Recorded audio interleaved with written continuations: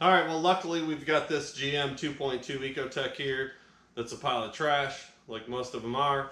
So we'll try our Anykit and look in the cylinders and the cylinder head and see how it works. So as you can see, it's brand new, unopened. We don't have any experience with this particular camera, the Anykit, but we'll give it a shot. It works with Android phones and iPhones.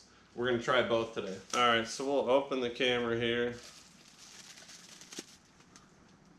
So one of the things I noticed right away is it only has the down view. It doesn't have a side camera. We're going to start with an Android phone. So I'll unplug the adapter here so we can use it with an Android phone. And you do have to download an app. The app is the letter U, CSEE plus from the Play Store. Plenty long enough. It's supposed to be like 10 feet long. Plug it into my phone. Let's look in this first cylinder, cylinder number 1. And see, so the image is really good so far. All right, so we'll go to video, take a look inside the cylinder. Oh, let's turn this around. It looks almost like that cylinder is cracked, and that would explain what was going on with this motor. So it seems that maybe, I guess if we get really close, I'm already kind of bummed out not having the B camera view, the side camera view, so I can see the valves in this thing from the cylinder. So the zoom's not bad. You can see all the carbon on the piston there. I wish I could see what's going on over there in the cylinder wall, but it's not quite bright enough. We can record video with it and play it back. But for the purposes of this review, all right, so let's see. All right, we can kind of see the bottom of the valve there. There's the valve stem. Let's try and point it up a little bit. It did come with some mirror attachments, so we should be able to look up behind the camera. We can try that real quick and see if that works. It comes with these attachments here. Oh, actually, you know what? So there's a hook.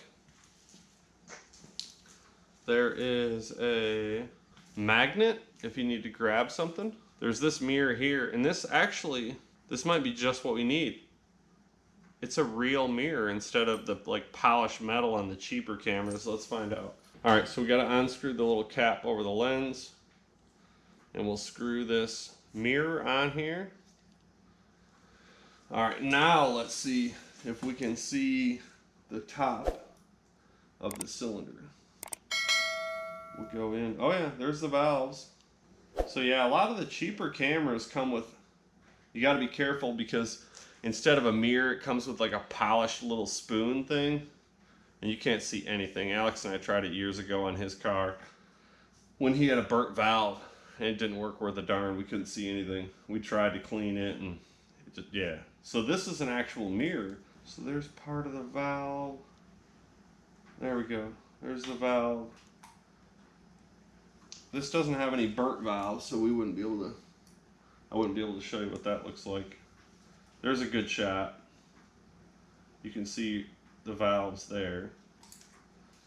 There you go. If you were looking for a burnt valve in a cylinder, you could probably manipulate this enough to find that. All right, so we're gonna try out the magnet setting.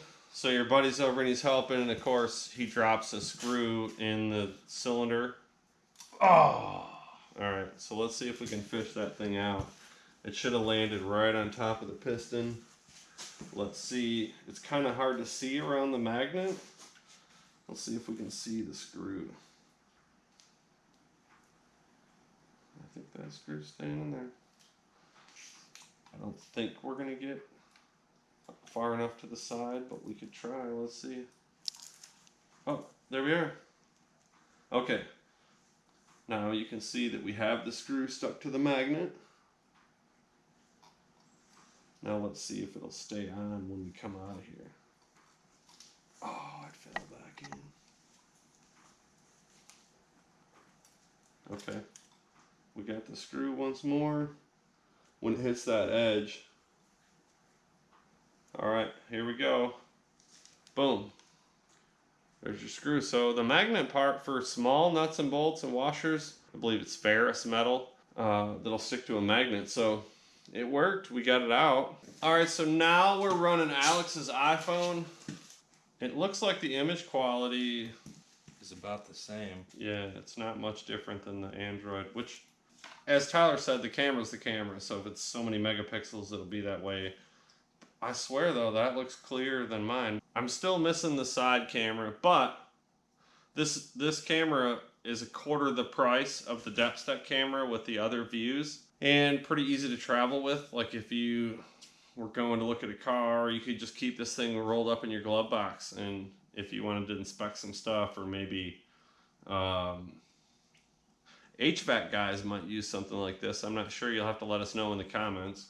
I would say one of the benefits of this camera versus maybe a self-contained unit, it'll be super easy to email or text message these photos to somebody.